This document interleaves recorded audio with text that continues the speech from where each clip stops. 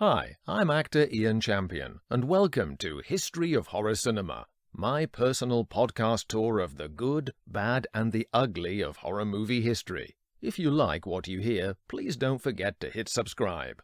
Rope, 1948. In 1948, the master of suspense, Alfred Hitchcock, uncoiled Rope, a deceptively simple cat-and-mouse psychological thriller, taking place in just one set with a relatively tiny cast of characters and composed of 8 long takes. And yet, as we shall see, beneath the surface it was a much more complex and complicated film to make.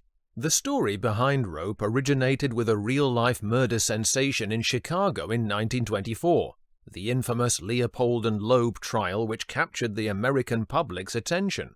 Why? Well, at its heart was a killing whose motive was so ruthlessly cold-blooded as to almost defy belief. This was not revenge, greed, a serial killer, or even a botched burglary. The 2 culprits were teenagers, and privileged ones at that. Nathan Leopold and Richard Dickie Lobe concocted the murder of a 14-year-old boy for the private thrill of demonstrating their intellectual superiority in pulling off the perfect crime. And, more importantly, getting away with it. Certainly the boys had impressive academic records. Dickie Lobe, at 17, had already graduated from the University of Michigan, armed with a formidably cool assurance. Leopold was an equally brilliant law student, yet lacking in Lobe's confidence. He was a follower, not a leader, and allowed himself to be dominated by 2 persuasive figures. One was Frederick Nietzsche and his concept of the Übermensch, or Superman, the belief in a race of men who were superior human beings to others, above the petty laws of man or even God, and thus free to do whatever they wished. The other, more fatal influence was the spell that Lobe had over him. Theirs was a homosexual relationship, one in which Leopold would do anything to earn his lover's approval, even to commit murder. The boys carried out a warped tribute to Nietzsche's philosophy, a macabre living thesis in a sense, by simply enticing a neighborhood boy, 14-year-old Bobby Frank, into a car, murdering him with a chisel, and then stuffing his corpse into a drainage tunnel. They reveled in their sick superiority enough to toy with the victim's family by sending a ransom note as though they were merely kidnappers. Before the family could pay up, Frank's body was discovered. Leopold and Lobe were not, however, quite as smart as they thought. Their twisted dual vision obscured one small detail of evidence: a pair of Leopold's glasses left at the scene of the crime that were easily traced back to his optometrist. This would seem to damn them as easily as their decision to commit murder. However, their wealthy backgrounds afforded them the best criminal defense attorney money could buy, the celebrated Clarence Darrow. He made his name representing the worthiest of causes, such as trade unionists and the teacher John Scopes, accused of teaching evolution in the famous Scopes monkey trial.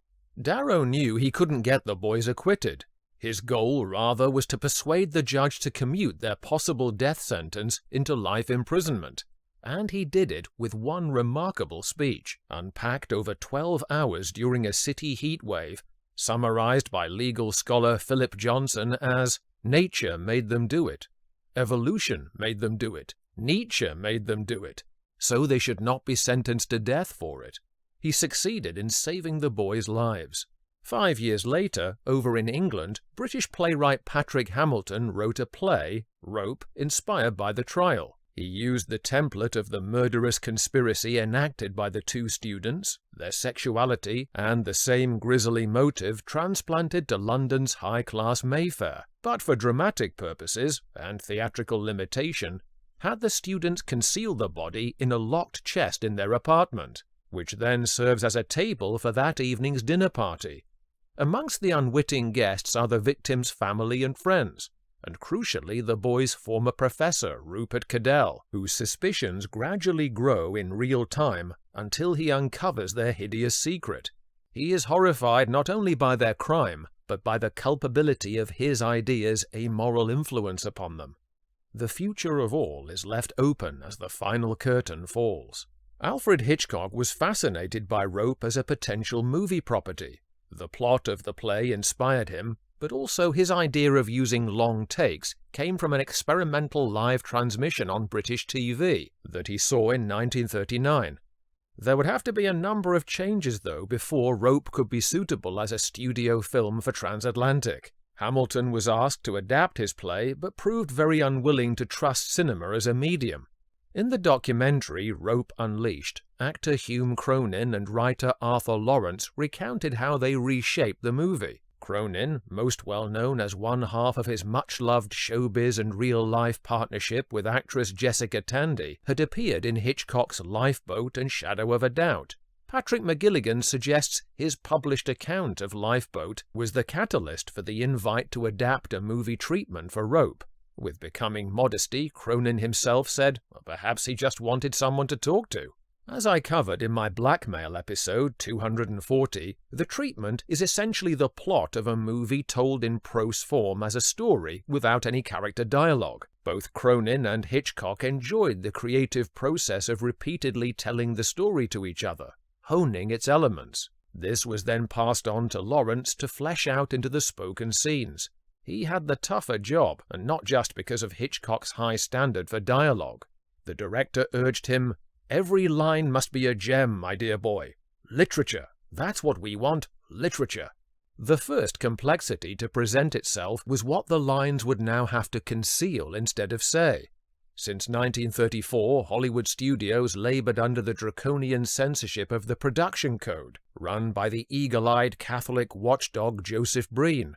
Their rules expressly forbid any depiction of homosexual relationships, unavoidably an established part of the close camaraderie between the boys, and possibly connecting them with their old schoolmaster. Lawrence recalled that the subject was considered so radioactive that it couldn't even be named on the Warner Brothers lot.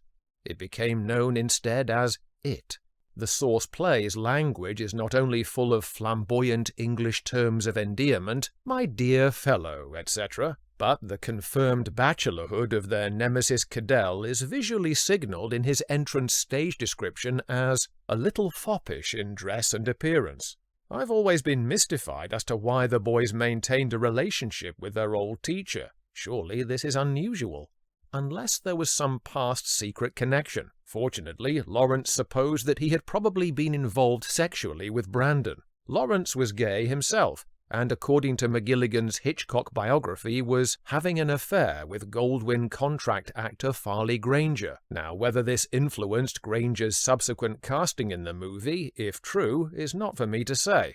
But Lawrence suspected his own sensibility was a factor in his getting the screenwriting gig. Nevertheless, Rope's dialogue would need to be not only Americanized, but stripped of any suggestion of camp or gay orientation in the central characters' lives to get approval. Remember also that Warner Brothers needed a Hollywood star. Good luck getting an A-lister like Humphrey Bogart or Clark Gable to convincingly flounce about in anything perfumed with Oscar Wilde mannerisms, even if the censors or post-war audiences would tolerate it. In the twosome's case, now renamed Brandon and Philip, to me their sexual identity isn't necessary. The drama of their close bond is more importantly in the tight complicitness in their crime, and long shared history from their school days. John Dall is excellent as the dominant Brandon, fizzing with barely suppressed conceit at his own audacity. His ego drive, though, will be his undoing, since what's the point of pulling off the perfect crime if you can only boast about it to your partner?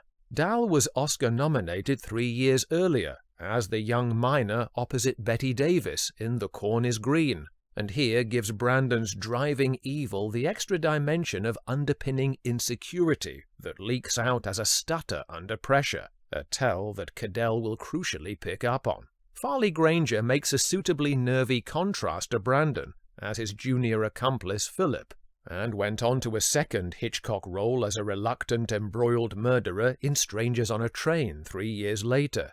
He is effectively Leopold-like in his pathetic need to impress his lover at all costs. The horrific depth of their relationship hits the audience with shocking suddenness right from the opening.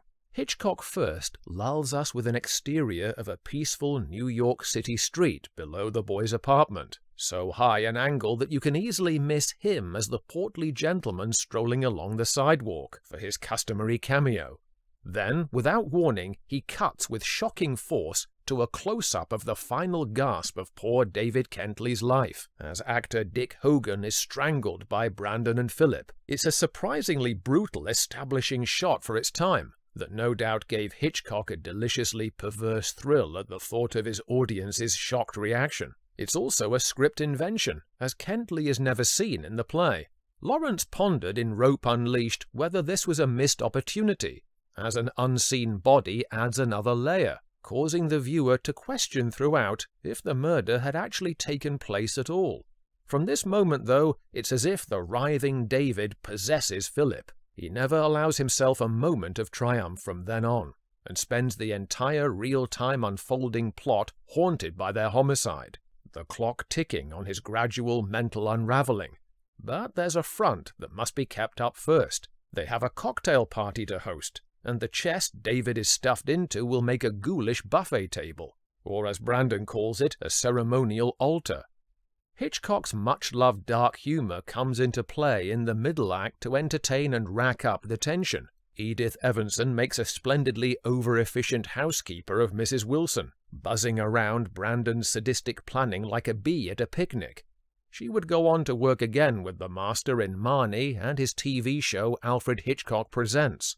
The guests, too, are a delight, initially running a light-hearted counterpoint to offset the doomy psychodrama boiling inside Philip's corrupted soul. But it's only a matter of time before that pressure cooker will overflow, as each of the invited has a close connection to the body in the box. We have distinguished theatre actor Sir Cedric Hardwicke as David's father, Mr. Kentley, underplaying him with a beguilingly mild-mannered sensitivity. One of Lawrence's artful character expansions for the movie was to make the deceased David a mother's boy, leaving Mr. Kentley poignantly sidelined alone in his fatherly concern, as we see when he returns from taking a call from her. He also represents the conscience of the movie, as shown when he takes offense at the uncomfortable echoes of Nazism within Rupert's contempt for everyday folk. A whirlwind of welcome effervescence is provided by fellow theatrical Brit Constance Collier as David's aunt Mrs. Atwater. Collier came to prominent film work quite late in her career, but she injects a winning energy, gushing with joy, an obsession with astrology, and a fragile memory recounting the showbiz stars she's enjoyed. As a female contrast, there is the reserved Dorothy Parker-esque wit of Joan Chandler's Janet, who not only misses her absent fiancé, but some personal confidence. Trailing behind her is the weakest member, her ex-boyfriend Kenneth Lawrence, a thankless role for Douglas Dick, one of those insipid hangers-on who are so busy denigrating themselves you eventually agree with them. And so the stage is set for the arrival of the guest of honor, Rupert Cadell, in the shape of James Stewart. Fittingly, for a star of his wattage, Rupert's reputation precedes him.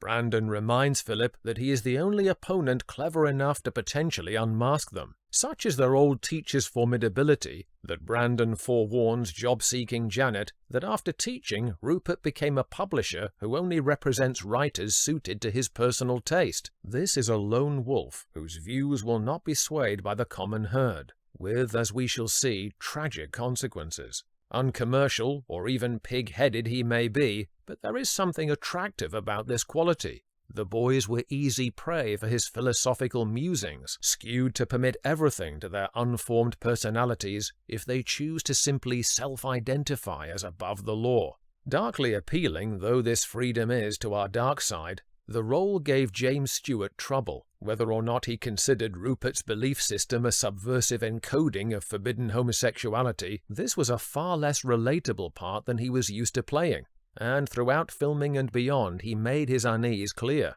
At this stage in his career he was America's conscience, the everyman who filibustered his way into audiences' hearts as the incorruptible senator of Frank Capra's Mr. Smith Goes to Washington, and the redeemed small-town hero of the director's masterpiece It's a Wonderful Life. There was no denying that Cadell's influence on the suggestible boys, though unintentional, was that of a respected cult leader inciting murder in his followers. Farley Granger said of his filming with Stewart, he was extremely conscious of being this dark figure, and that made him edgy all the way through.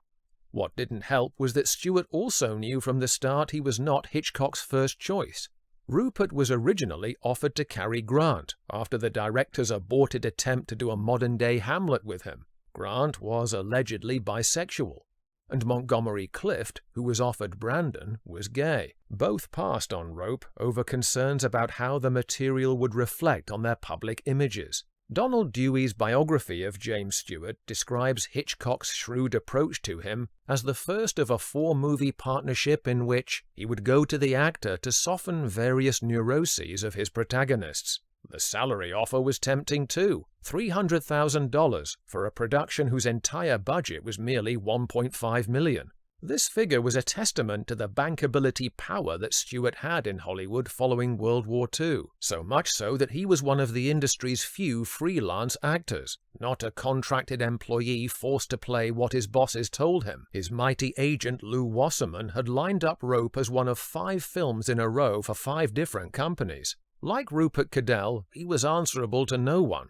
But like every actor, he was mindful that with freedom comes a certain vulnerability. Yet it wasn't just Stewart's reputation as the all-American man of the people that was at stake. He struggled on set to cope with his director's emphasis on making Rope a showcase for groundbreaking technical wizardry. Famously, Hitchcock shot the film in 8 10-minute takes. This was the limit due to a camera magazine only holding 10 minutes worth of film.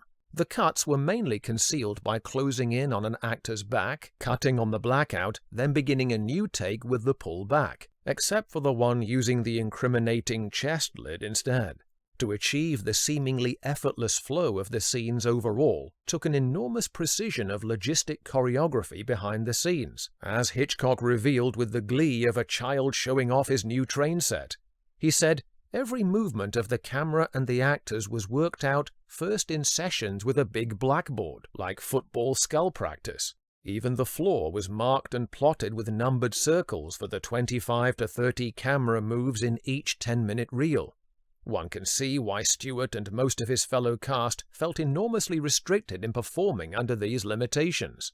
Only Hardwick and Collier rolled with it, as for them it simulated the live feel of playing lengthy scenes on stage. When one of many press visitors queried the rehearsal process, Stewart wisecracked, with some steel behind it, "The only thing being rehearsed around here is the camera. What the viewer also doesn't see is the huge quantity of trailing camera cables littering the floor, requiring the actors to step over them invisibly as they walked and talked." Rope was also Hitchcock's first film in color, shot with a Technicolor camera no less, which made demands of its own.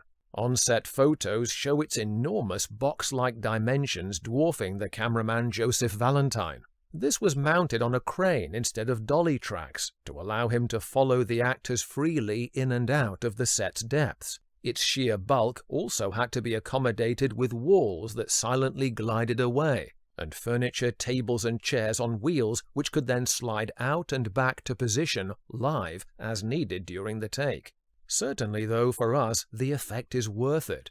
One of the film's most impressive feats is how we are able to roam around the party like a fellow mingling guest, eavesdropping on conversations in passing, which sometimes overlap to our ears as they would in real life. The depth of movement and placement of the camera in key storytelling positions is so detailed that it's easy to forget not only how long the takes are, but how much they transform a theatre set into a fully cinematic experience.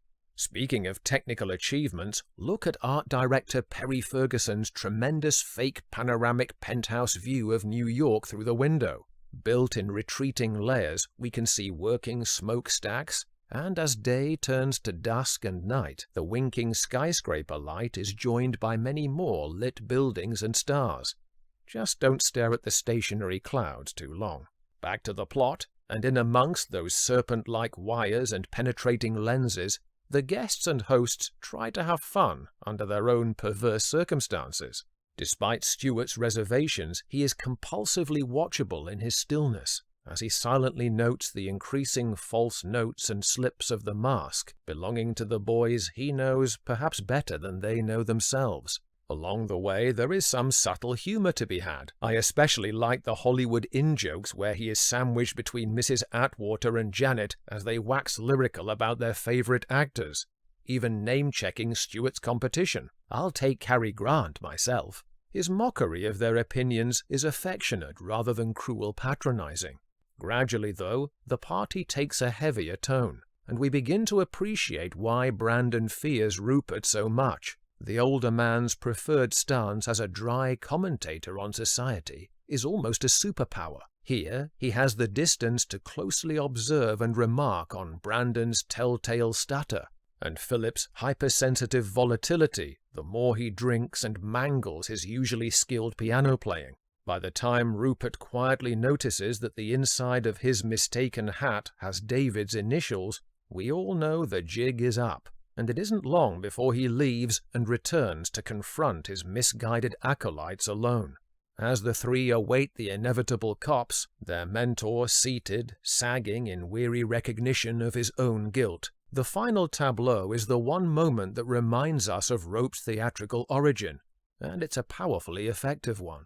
Sadly, Hitchcock's trumpeted technical innovations went largely unnoticed upon Rope's release. Critics and cinema-goers were turned off by the subject matter and their favorite leading man's uncharacteristically nihilistic preoccupation. At least in It's a Wonderful Life, his suicidal morbidity was rescued by an angel. Chicago was one of 5 cities that banned it for a still detectable homoeroticism, although as the home of the inciting Leopold and Lobe case, their reasoning may be a little more understandable. Happily, though, in the more progressive decades since, Rope has been reappraised as a classic psychological thriller, and a deserved landmark in the career of Alfred Hitchcock. And as we shall see, James Stewart trusted him far enough to reunite on 3 more films, including the horror-flavored gems, the kinkily voyeuristic Rear Window, and the dizzying heights of Vertigo. Stay tuned, but don't look down. Thanks for listening. If you like what you hear, please don't forget to hit subscribe.